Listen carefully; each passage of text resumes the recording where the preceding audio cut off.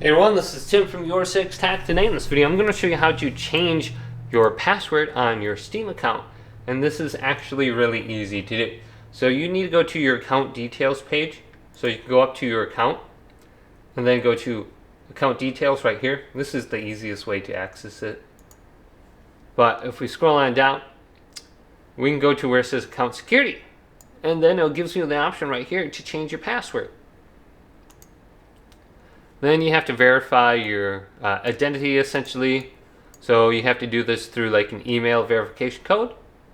Or you can go to I no longer have access to this email.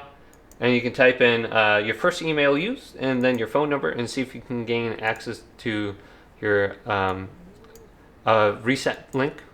So you can go to activate the code.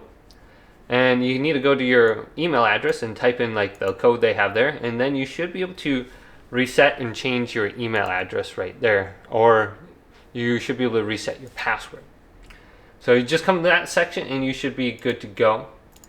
But hopefully this video did indeed help you out. If it did, leave it a big thumbs up and subscribe to my channel down below for more technical videos coming up next on YourSixTech.